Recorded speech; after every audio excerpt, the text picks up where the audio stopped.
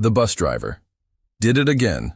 Lisa Johnson, an 8-year-old with bright eyes and a hopeful smile, stepped onto the yellow school bus for the first time in her new neighborhood. Her mother, Nina, waved goodbye, her heart filled with dreams of a better future for her family.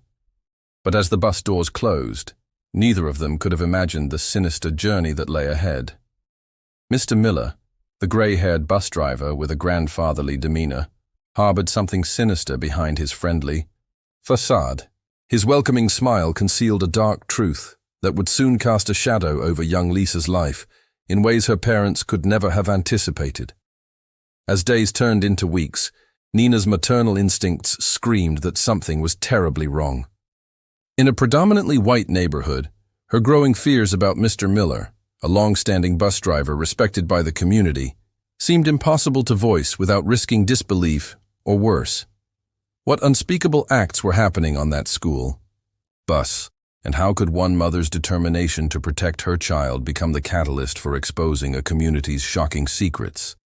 Before we dive into this gripping tale of courage and justice, comment below where you're reading from today, and if you enjoy this shocking story, don't forget to subscribe.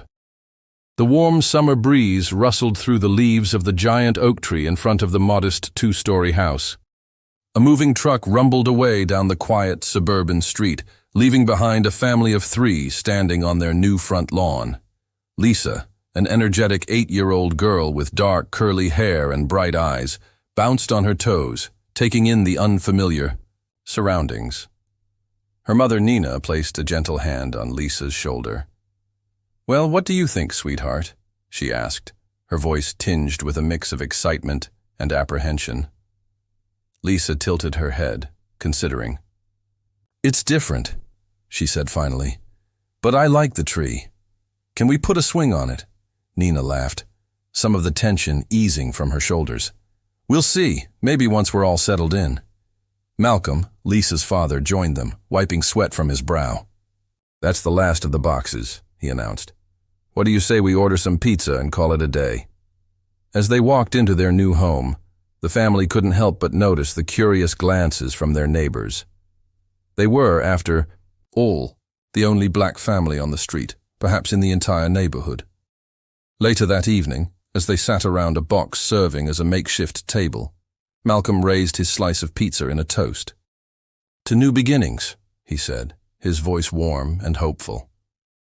Nina and Lisa echoed the sentiment, their pizza slices meeting in the middle, with a soft clink of crust against crust. As they ate, they talked about their hopes for this new chapter in their lives. "I can't wait to set up my home office," Nina said, her eyes sparkling with excitement. "No more commuting for me. I'll be able to work on my designs right here." Malcolm nodded, a proud smile on his face. "And I'm sure you'll knock their socks off at the new firm," he said, referring to his own job in the city. "It's a bit of a drive, but the opportunity is worth it," Lisa piped up, her mouth full of cheese and pepperoni. "What about my new school? Do you think I'll make friends?" Nina and Malcolm exchanged a glance, their smiles faltering slightly. Of course you will, sweetie," Nina assured her. "You're smart, kind, and funny. The other kids will love you."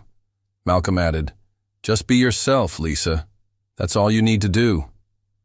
As the evening wore on, the family continued to chat, their voices filling the empty house with warmth and life. They spoke of their dreams for the future, the adventures they might have, and the memories they would create in this new place. But beneath the excitement, there was an undercurrent of uncertainty. They were venturing into unknown territory, a predominantly white neighborhood that might not be as welcoming as they hoped. Nina and Malcolm had discussed this at length before making the move, weighing the opportunities against the potential challenges. "We're doing this for Lisa," Malcolm had said during one of their late-night conversations. "Better schools, safer streets. She deserves every chance we can give her."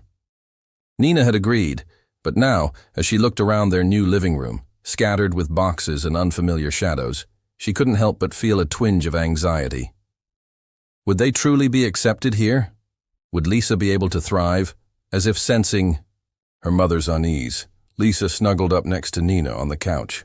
"I'm glad we're here together," she said simply, her small hand finding Nina's. Nina squeezed her daughter's hand, feeling a surge of love and protectiveness. "Me too, baby," she whispered. "Me too." The family spent the rest of the evening unpacking essentials and preparing for the next day.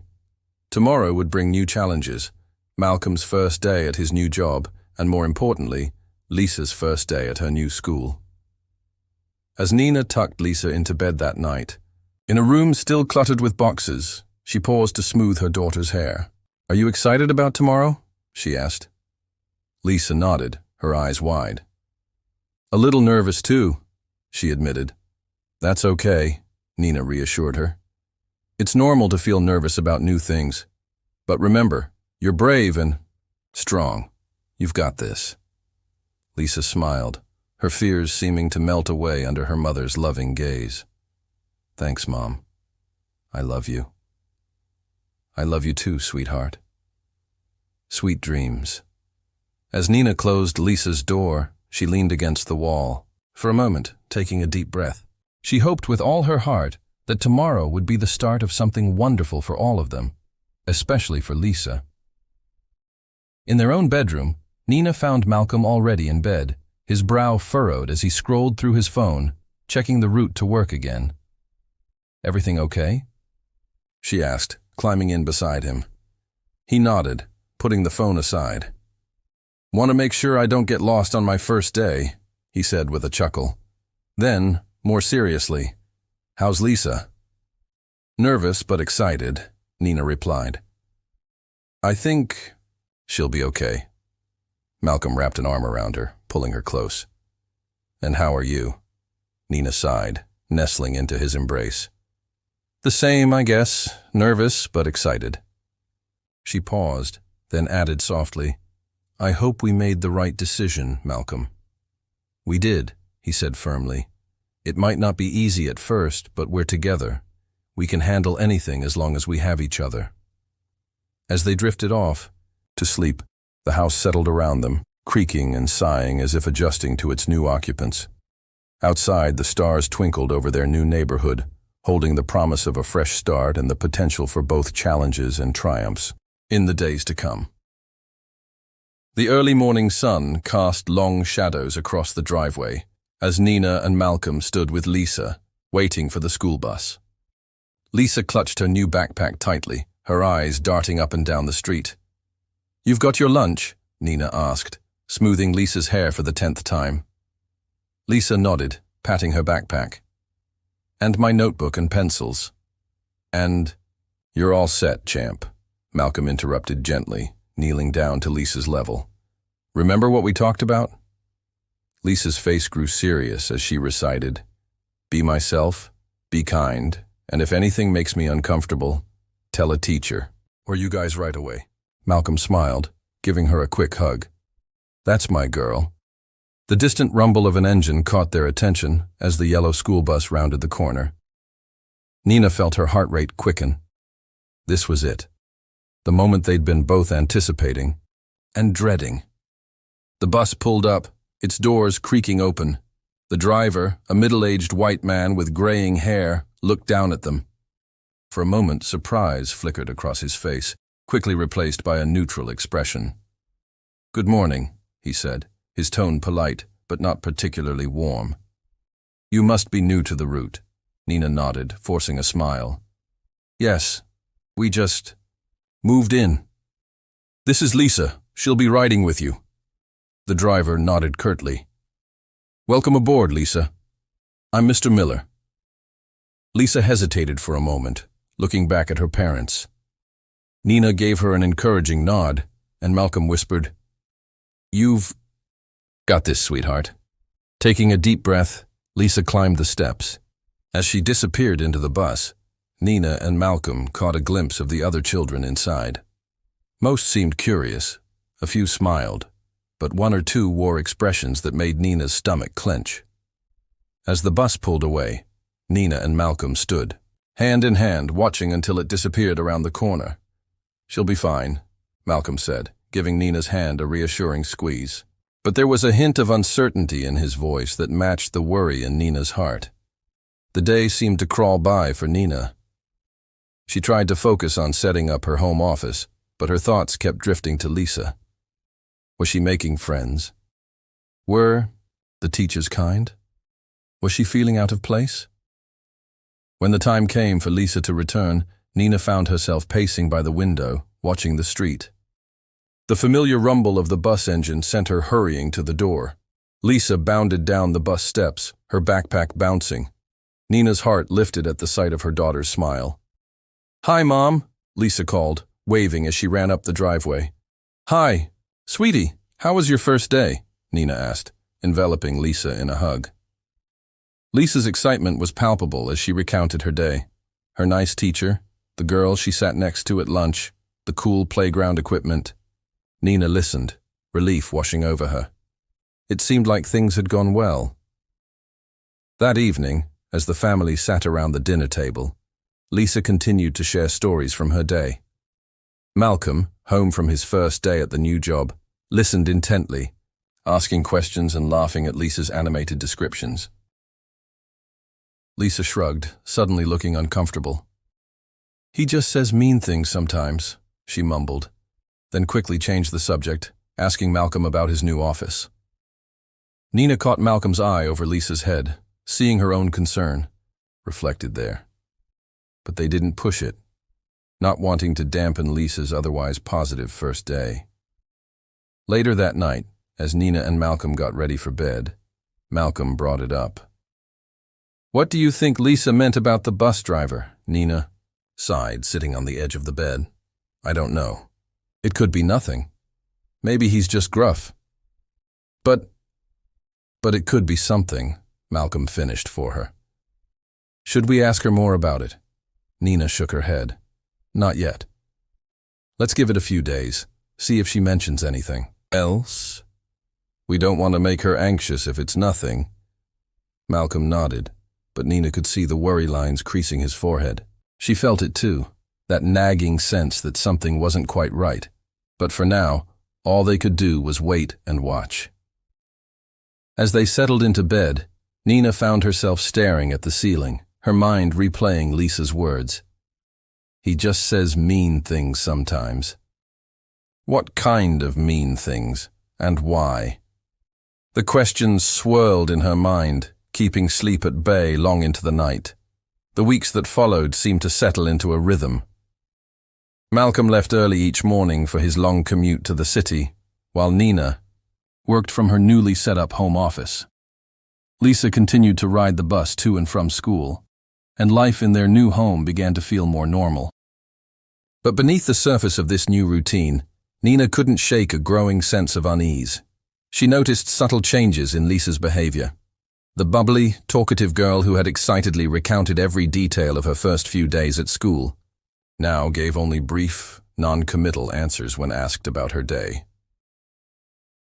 One afternoon, as Nina took a break from her work, she found Lisa sitting by the living room window, staring outside with a distant look in her eyes.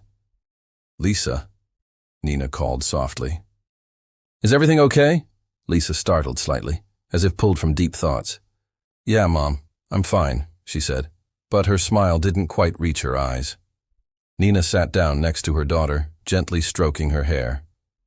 "You know you can talk to me about anything, right? If something's bothering you at school or with friends or—" She trailed off, hoping Lisa would fill in the blank. But Lisa just nodded, leaning into her mother's touch without saying a word. That evening, while Malcolm worked late, Nina decided to broach the subject again. She sat next to Lisa on the couch, casually asking about her day. When Lisa gave her usual short answers, Nina gently brought up the bus driver comment from weeks ago. "Remember when you mentioned that the bus driver sometimes says mean things?" Nina asked, keeping her tone light. "Has anything like that happened again?" Lisa tensed visibly, her small hands fidgeting with the hem of her shirt. "It's nothing, Mommy," she insisted, but her voice quivered slightly. Nina noticed Lisa's eyes darting around, almost as if she was afraid someone might overhear. The sight made Nina's heart ache. What was her daughter so afraid of? "Lisa, sweetheart," Nina said, cupping Lisa's face gently. "You know you can tell me anything, right? If someone is being mean to you, or if you're scared about something. I want to know. I'm here to help you." For a moment, it seemed like Lisa might open up. Her lower lip trembled and tears welled up in her eyes. But then, as quickly as it had appeared, the vulnerability vanished. Lisa pulled away, forcing a smile. "I'm fine, Mom, really. Can I go play in my room now?" Nina nodded, her heart heavy as she watched Lisa hurry away. Something was definitely wrong, but she felt helpless to figure out what it was. When Malcolm finally got home that night, Nina shared her observations as they prepared dinner together. She told him about Lisa's strange behavior, her gut feeling that something was wrong, and her failed attempt to get Lisa to open up. Malcolm listened as he stirred the pasta sauce, his brow furrowed in concentration. When Nina finished, he sighed heavily.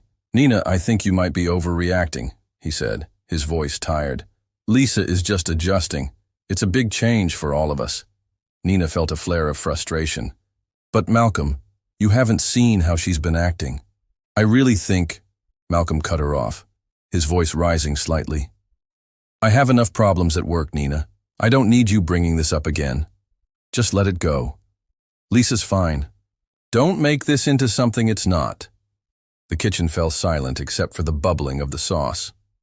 Nina turned away, hurt and angry, feeling unsupported and invalidated. Malcolm immediately regretted his outburst but didn't know how to take back his words. They finished preparing dinner in tense silence. When Lisa joined them at the table, the atmosphere was strained. Lisa looked from one parent to the other, sensing the unspoken tension. "Is everything okay?" she asked hesitantly. "Everything's fine, sweetheart," Malcolm said quickly, forcing a smile. "How was your day?" As Lisa launched into a carefully edited version of her day, Nina pushed her food around her plate, her appetite gone.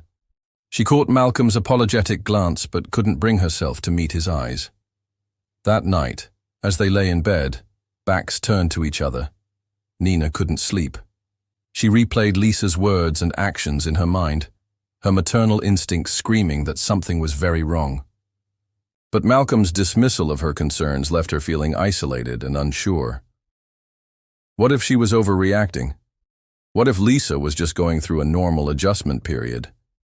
But then, why did she have this persistent feeling of dread in the pit of her stomach? Nina tossed and turned, her mind racing. She thought about the bus driver, about Lisa's changing behavior, about the way their daughter seemed to withdraw more each day. There had to be a connection. But what was it? As the first light of dawn began to creep through the curtains, Nina made a decision. If no one else would take her concerns seriously, she would have to find out the truth herself. Tomorrow, Xian would take matters into her own hands. With this resolution, Nina finally drifted into a fitful sleep, unaware of the events that would unfold in the coming days. Events that would shake their family to its core and change their lives forever. Lutz. Next morning dawned gray and overcast, matching Nina's mood as she went through the motions of getting Lisa ready for school.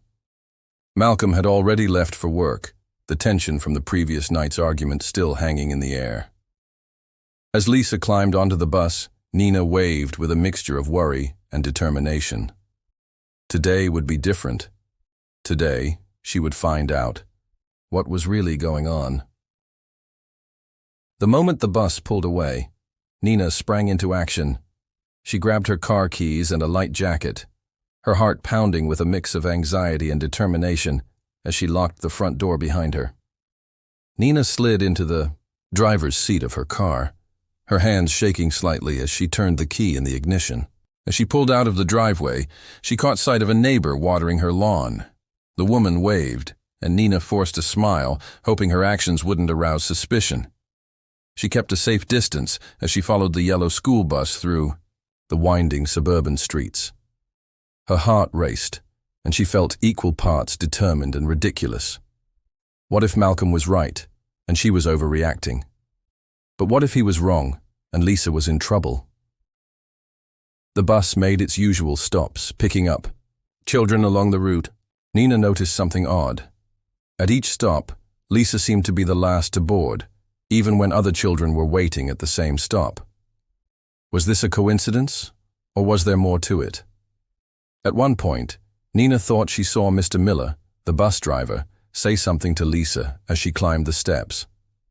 Lisa's shoulders seemed to hunch slightly, but from this distance, Nina couldn't be sure if she was just imagining things. When they finally reached the school, Nina parked across the street, her hands gripping the steering wheel tightly as she watched the children disembark. Mr. Miller, his graying hair visible even from this distance, helped the kids off the bus with a smile. When it was Lisa's turn, he even gave her a friendly pat on the shoulder. Nina felt a confusing mix of relief and bewilderment. From what she could see, Mr. Miller seemed perfectly kind and professional. His interaction with Lisa appeared normal, even friendly. So why did Lisa say he was rude? Why did she seem so uncomfortable talking about him? As she drove home, Nina tried to reconcile what she'd seen with her gut feeling. Maybe she was overreacting. Maybe Lisa was just having trouble adjusting to the new school and neighborhood. But a nagging doubt remained. What if Mr. Miller had noticed her following and changed his behavior?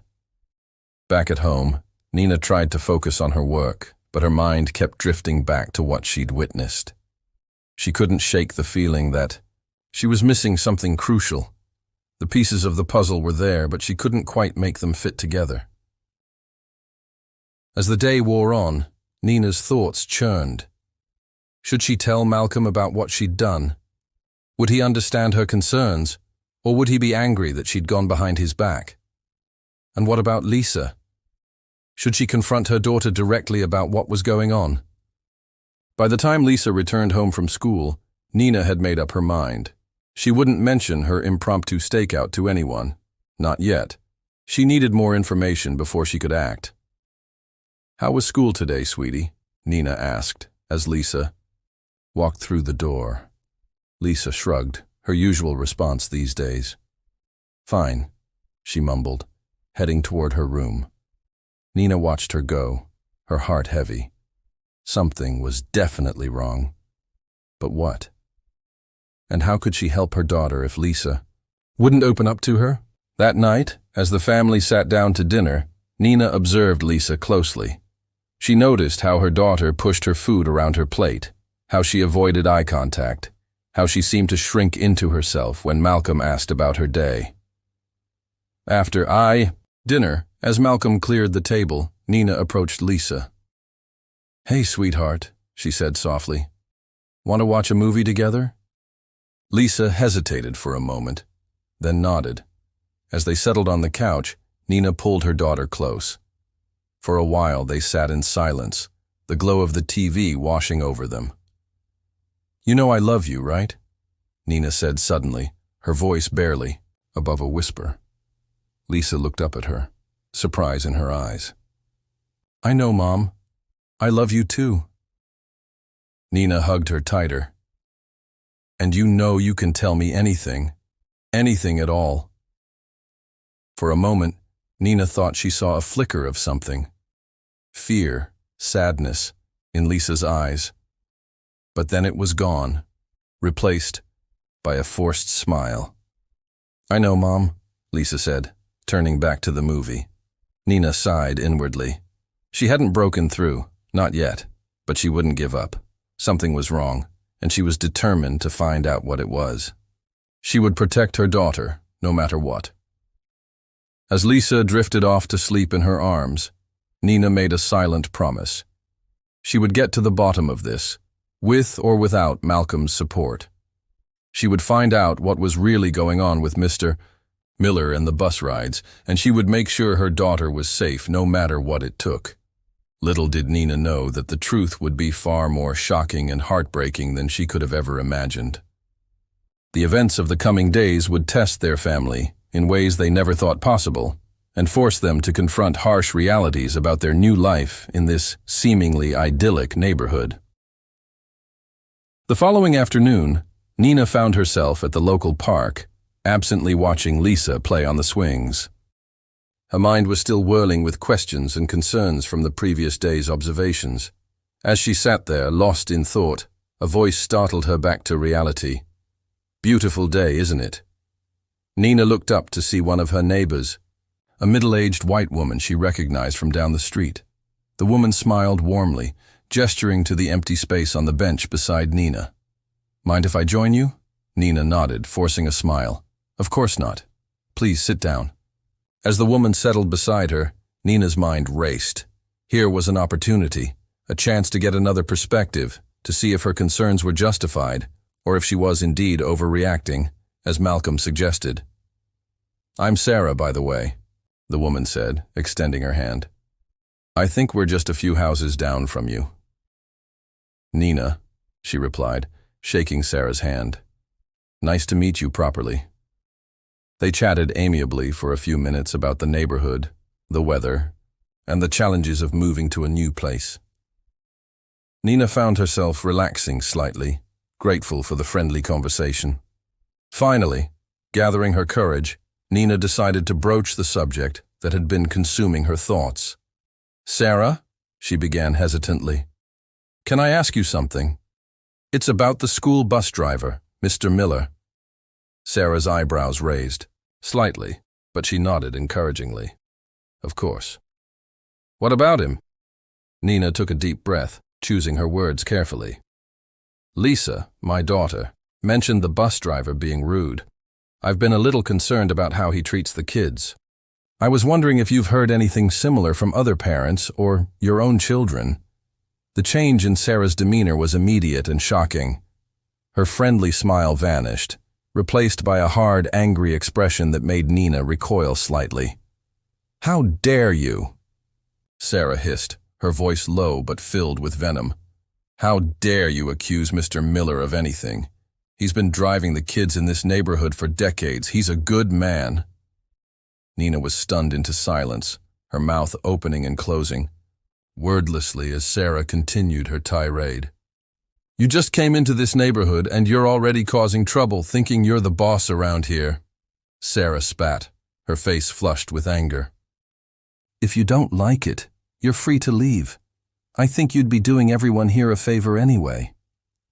The words hit Nina like a physical blow. The thinly veiled racism in Sarah's outburst left her feeling sick to her stomach. She had suspected that not everyone in the neighborhood would be welcoming, but the raw hostility in Sarah's voice was beyond anything she had imagined. I'm sorry," Nina managed to stammer, rising from the bench on shaky legs. "I didn't mean to offend anyone. I was just concerned about my daughter." Sarah stood as well, her eyes cold. "Well, maybe you should teach your daughter to show some respect instead of making up stories about good people." With that, Sarah turned on her heel and stalked away, leaving Nina standing alone, feeling as if the ground had been pulled out from under her feet. Across the playground, Lisa had stopped swinging and was watching the scene with wide, worried eyes. Nina forced herself to smile reassuringly at her daughter, even as her mind reeled from the encounter. As they walked home hand in hand, Nina's thoughts were in turmoil. Sarah's reaction had been so extreme, so disproportionate to a simple question. Was this how the entire neighborhood felt about them? Were they seen as troublemakers simply for existing here? More importantly, what did this mean for Lisa's situation? If this was how an adult reacted to a mere question about Mr. Miller, how would they respond if Lisa ever came forward with a real complaint? That night, after Lisa had gone to bed, Nina sat alone in the living room, turning the day's events over in her mind. She hadn't told Malcolm about her conversation with Sarah. She couldn't bear to see the "I told you so" look in his eyes if he dismissed her concerns again. But now, more than ever, Nina was convinced that something was deeply wrong. The pieces still didn't fit together, but Sarah's overreaction had only strengthened Nina's resolve to get to the bottom of what was happening. As she finally headed to bed, exhaustion weighing heavily on her, Nina made a decision. She would continue to investigate on her own. She would watch, listen, and gather evidence, And when she had enough to prove that her concerns were valid, she would confront Malcolm, the school, and anyone else who stood in the way of protecting her daughter. Little did Nina know that the truth she sought would come crashing down on their family sooner and more dramatically than she could have ever anticipated. The events set in motion by her simple question to Sarah would snowball into a crisis that would test their family's strength, challenge their beliefs, and forever change their lives in this new community. The weeks that followed Nina's unsettling encounter with Sarah were filled with a tense, uneasy quiet. Nina and Malcolm were hypervigilant, watching Lisa for any signs of distress. But she seemed to be doing better. The cloud that had hung over her in recent weeks appeared to be lifting, and she was talking more about school and her new friends. Nina found herself wondering if perhaps her fears had been unfounded after all. Maybe Lisa had just been going through an adjustment period and things were finally settling down. The thought brought both relief and a twinge of guilt. Had she really been on the verge of upending their lives over nothing? On a crisp autumn afternoon, Nina sat at her desk, deeply engrossed in a design project for a new client. The house was quiet, filled only with the soft tapping of her keyboard and the occasional rustle of leaves outside the window.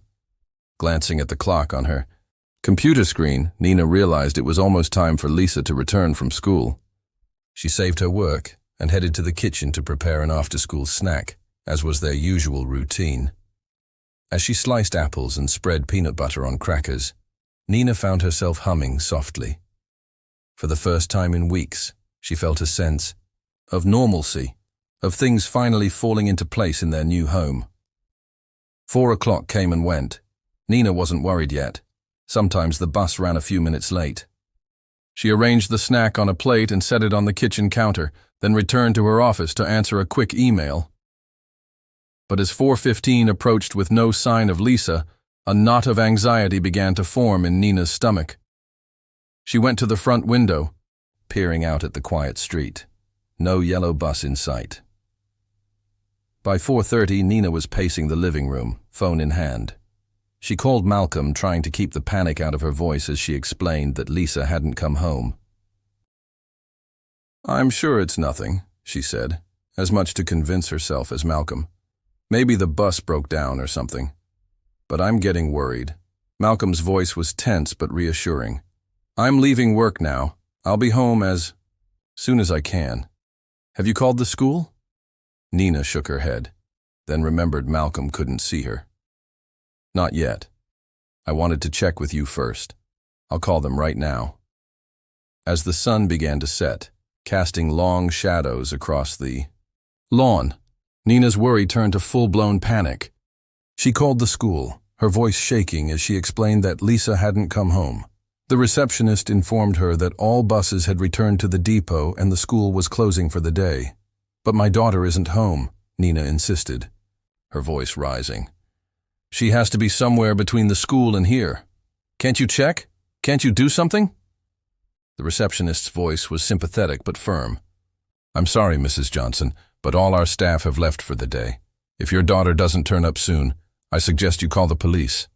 Nina hung up, her hands trembling. Call the police? How had this happened? How had a normal day turned into this nightmare? Malcolm arrived home to find Nina in tears, frantically dialing the bus depot.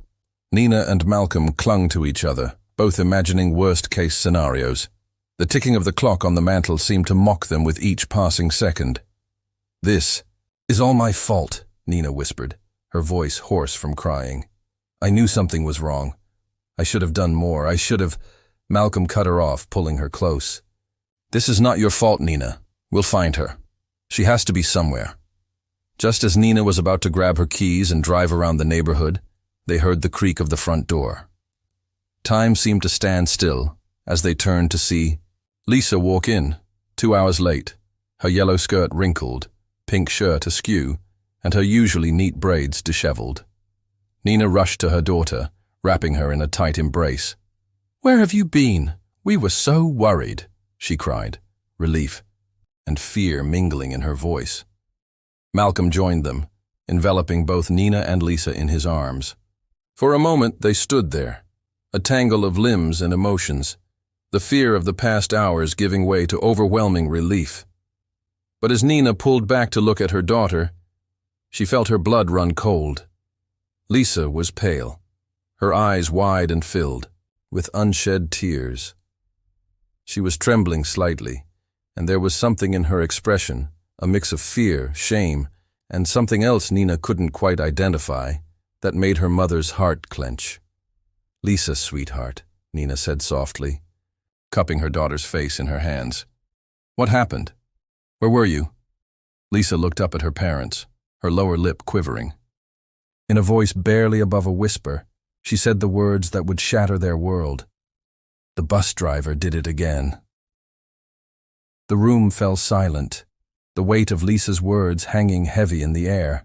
Nina and Malcolm exchanged a horrified glance, the full implications of what their daughter had said slowly sinking in. In that moment, all of Nina's fears, all her suspicions and worries of the past weeks, came crashing down on her. She had been right all along. Something was terribly, terribly wrong. And now, looking at her daughter's haunted expression, she realized that the truth was far worse than anything she had imagined. Nina and Malcolm exchanged a horrified glance before guiding Lisa to the living room couch. They sat on either side of her, creating a protective cocoon. Malcolm gently took Lisa's hand, while Nina stroked her back soothingly. "Sweetheart," Nina began, her voice soft but firm. "We need you to tell us everything." "What do you mean? The bus driver did it again. What has he been doing?" Lisa hesitated, her small frame shaking slightly. She looked from Nina to Malcolm, then down at her hands. After a moment of tense silence, she began to speak, her voice quavering. "Mr. Miller." "He doesn't like me," Lisa said, tears welling up in her eyes. "He doesn't like our kind." Nina and Malcolm exchanged a pained look over Lisa's head, their worst fears confirmed. Malcolm squeezed Lisa's hand encouragingly, urging her to continue. Lisa took a deep breath and began to reveal the full extent of what she had been enduring since her first week at school. Mr. Miller had been making passive-aggressive and racist remarks. He would mutter things under his breath as she boarded the bus or make pointed comments about certain people not belonging in the neighborhood. "When I said he was rude before," Lisa continued, her voice growing stronger as she spoke, "I was scared. I didn't know how to explain it. I thought maybe I was imagining things." Nina felt a wave of guilt wash over her. She had sensed something was wrong, but she hadn't pushed hard enough. She hadn't protected her daughter. But then Lisa dropped the bombshell that sent chills down her parents' spines. This wasn't the first time Mr. Miller had left her stranded. He had done it once before, about a month ago, dropping her off on a deserted road far from home. "He told me if I ever told anyone, I would regret it," Lisa said, her voice barely audible. "He said no one would believe me anyway, because of the color of my skin." Nina pulled Lisa into a tight embrace, her own tears falling freely now. Malcolm stood up, pacing the room, his fists clenched in rage. "Today," Lisa continued, her words muffled against Nina's shoulder, "he did it again. He stopped the bus and told me to get out. I was so scared, Mommy. I didn't know where I was or how to get home." As Lisa's story unfolded, Nina and Malcolm were overwhelmed with a mix of emotions: horror at what their daughter had endured, guilt for not realizing sooner, and fierce, protective anger toward Mr. Miller and a BSAM system that would allow this to happen. "I walked for a long time," Lisa said, her voice small and tired.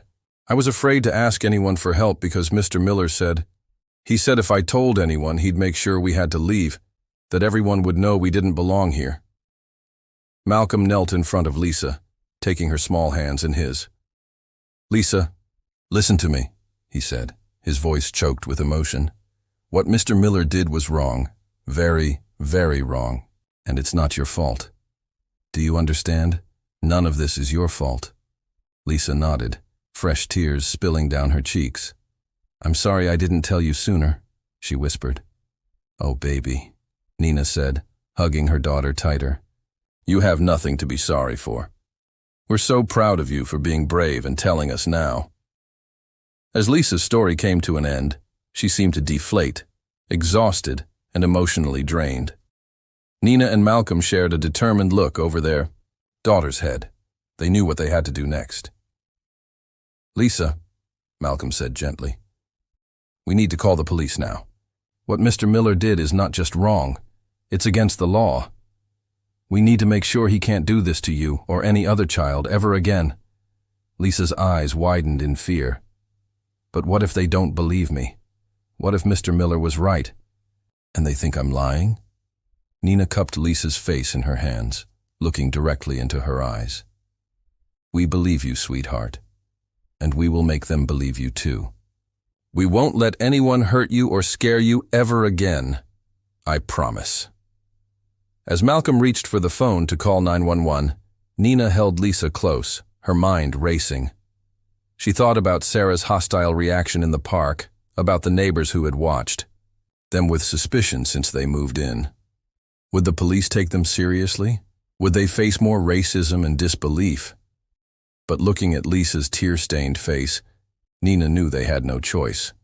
They had to fight, not just for Lisa, but for every child who might face discrimination and abuse. They had to stand up and make their voices heard, no matter how hard it might be. As the sound of sirens grew closer, Nina steeled herself for the battle ahead. It would be difficult, she knew. They would face skepticism, hostility, and, probably, more racism. But they would face it together, as a family, and they would not rest until justice was served, and Lisa, and every child like her, was safe. The shrill ring of the doorbell cut through the tense atmosphere in the Johnson household. Malcolm, his jaw set with determination, strode to the door and opened it to reveal two police officers, a tall, middle-aged white man and a younger black woman. Good evening, sir, the male officer said, his voice professional but not unkind.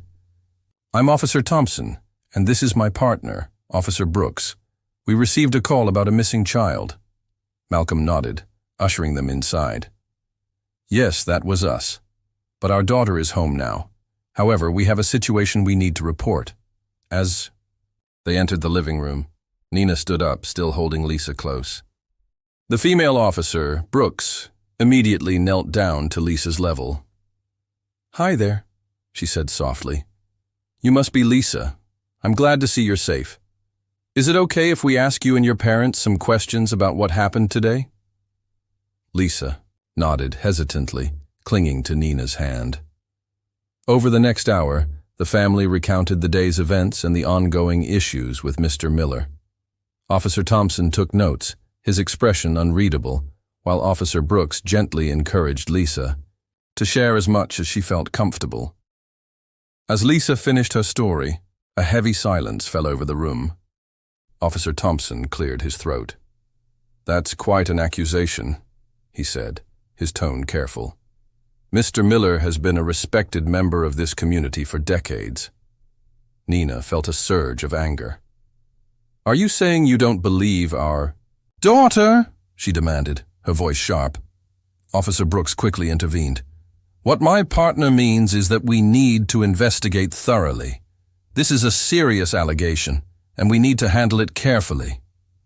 Malcolm, who had been silent for most of the interview, spoke up. We understand that, but our daughter has been traumatized. We need to know that you're taking this seriously. Officer Thompson nodded, though his expression remained skeptical. We'll need to speak with Mr. Miller, of course, and we'll need to corroborate Lisa's story. Are there any other children who might have witnessed anything? Lisa shook, her head, tears welling up in her eyes again. Mr. Miller always made sure I was the last one on the bus, she whispered. Nina's heart clenched at her daughter's words. How long had this been going on? How had they not noticed? As the officers prepared to leave, Nina made a decision. We want to go with you, she said firmly. When you talk to Mr. Miller, we want to be there. Officer Thompson looked uncomfortable. "Ma'am, that's not really protocol." "I don't care about protocol," Nina interrupted. "This is our daughter we're talking about. We need to see this through." After a moment of hesitation, Officer Brooks nodded. "All right. You can come with us, but you'll need to stay in the car while we speak with Mr. Miller." As they drove through the quiet suburban streets, Nina's mind raced. She knew where the bus driver lived, just 2 streets away. The proximity that had once seemed convenient now felt threatening. They pulled up in front of a modest 2-story house, its lawn neatly manicured. Nina felt a surge of anger at the normalcy of it all. How could someone who had caused her daughter so much pain live in such an ordinary place? As promised, Nina and Malcolm stayed in the car with Lisa while the officers approached the house. Through the window, they watched as Mr. Miller answered the door, his expression changing from confusion to defensiveness as the officers spoke. After what felt like an eternity, the officers returned to the car. Officer Thompson's face was grim. "Mr. Miller denies everything," he said. "He says he's never mistreated any child, let alone singled one out." Nina felt a wave of despair wash over her. Was this how it would end? With their daughter's pain dismissed, her trauma invalidated? But before she could voice her frustration, a commotion caught their attention. A woman was hurrying across the street, waving to get the officer's attention. "Wait," she called out. "I need to talk to you." As the woman approached, Nina recognized her with a start. It was another mother from the neighborhood, one of the few other black families in the area. "I couldn't help overhearing," the woman said, slightly out of breath. "And I need to tell you, this woman is right. We've experienced something similar with our 2 kids. We didn't have the courage to speak up and just decided to drive the kids ourselves instead of letting them ride with the bus driver." Nina felt a surge of hope. Here, finally, was the corroboration they needed. She watched as the officer's expressions changed, Officer Thompson's skepticism giving way to concern, Officer Brooks's eyes narrowing with renewed determination. "Ma'am, we're going to need to take an official statement from you," Officer Brooks said. "This changes things significantly." As the woman nodded her agreement, Nina caught her eye. In that moment, a look of understanding passed between them. A shared experience of fear, of wanting to protect their children in a world that didn't always see their worth. The next few hours passed in a blur. More officers arrived. Mr. Miller was taken in for questioning, and other families in the neighborhood, emboldened by the unfolding events, came forward with their own stories. As dawn broke, Nina stood on her front porch, watching as Mr. Miller was led away in handcuffs. The sight brought a complex mix of emotions: relief, vindication, but also sadness at the reality of the world they lived in. Malcolm joined her, wrapping an arm around her shoulders. "It's over," he said softly. But Nina shook her head. "No," she replied, her voice filled with quiet determination. "It's just beginning. We have a lot of work to do to make sure this never happens again. Not to Lisa, not to any child." As they turned to go back inside, where Lisa was finally sleeping peacefully, Nina knew that their fight was far from over. But they had taken the first step. They had spoken up, stood their ground, and made their voices heard. And in doing so, they had not only protected their daughter, but had opened the door for change in their community. It wouldn't be easy, but Nina was ready for the challenge, for Lisa, for every child who had ever felt scared or unwelcome. They would continue to fight for justice and acceptance. In the days that followed Mr. Miller's arrest, the Johnson family found themselves at the center of a community in turmoil. The story spread quickly, dividing opinions and stirring up long-buried tensions. Nina stood at her living room window, watching as a group of reporters camped out on their front lawn. The quiet suburban street she had once hoped would be a peaceful haven for her family had become a battleground of sorts. "Mom," Lisa's voice came from behind her. "Are those people going to be there all day?" Nina turned, forcing a smile, for her daughter. Don't worry about them, sweetheart. They'll go away soon. But even as she said it, Nina wasn't sure if she believed it herself. The media frenzy had been intense, with local and even some national outlets picking up the story. "Racist bus driver terrorizes black child," the headlines screamed, reducing their painful experience to sensationalized sound bites. Malcolm entered the room, his face etched with worry. "I just got off the phone with the lawyer," he said quietly. "The prosecution is moving forward with the case. They want Lisa to testify." Nina's heart clenched. The thought of her daughter having to relive her trauma in front of a courtroom full of strangers was almost unbearable, but she knew it might be necessary to ensure justice was served. "We'll cross that bridge when we come to it," Nina said, pulling Lisa close. "For now, let's focus on healing." But healing proved to be a complex process, not just for their family but for the entire community. As more families came forward with their own stories of discrimination and mistreatment, it became clear that Mr. Miller's actions were symptomatic of a deeper systemic problem. The school board called an emergency meeting, which Nina and Malcolm attended along with dozens of other concerned parents. The atmosphere was tense, with accusations and counter-accusations flying. "We need to implement better screening processes for all school staff," one parent demanded. "This is just one isolated incident," another argued. "We can't overreact and change everything because of one bad apple." Nina listened to the back and forth, her frustration growing. Finally, she stood up, her voice cutting through the chaos. "This isn't about one incident or one person," she said firmly. "This is about creating a community where all our children feel safe and valued. We need to look at the bigger picture, at the biases and prejudices that allowed this to happen in the first place." Her words seemed to strike a chord. In the days that followed, a group of parents, both black and white, formed a diversity and inclusion committee. They began working on proposals for cultural sensitivity training, more diverse hiring practices, and a new system for reporting and addressing concerns. At home, Nina and Malcolm focused on helping Lisa heal. They found a therapist who specialized in working with children who had experienced racial trauma. Slowly but surely, they saw glimpses of their vibrant, confident daughter re-emerging. One afternoon, as Nina was helping Lisa with her homework, there was a knock at the door. She opened it to find Sarah, the neighbor who had lashed out at her in the park weeks ago.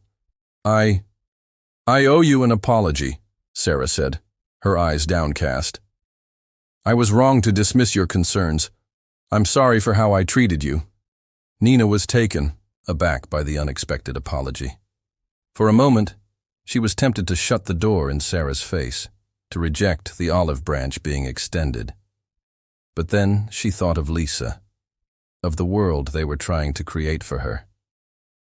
"Thank you for saying that," Nina said finally. "It means a lot."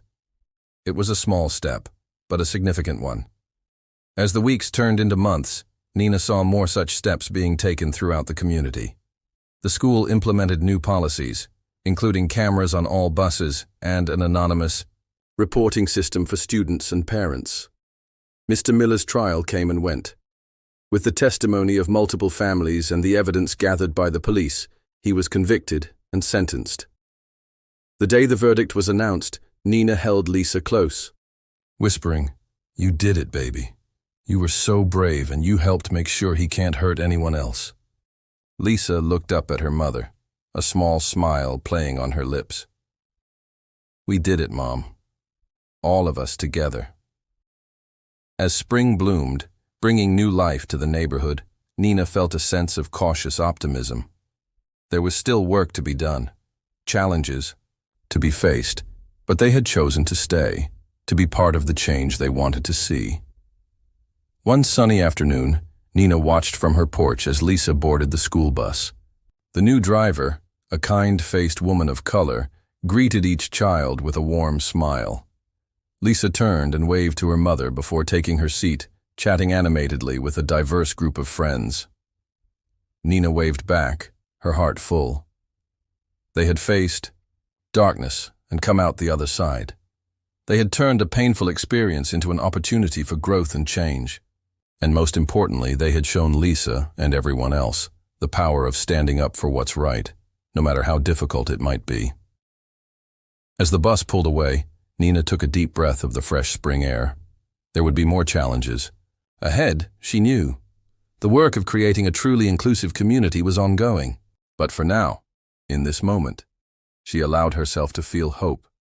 Hope for Lisa, hope for their family, and hope for a future where every child could feel safe, valued, and at home. Thank you for joining us on this journey of courage and transformation. If you were moved by the Johnson family's story as much as we were, we've handpicked another tale that will touch your heart. Please don't miss it. Click here to read it now.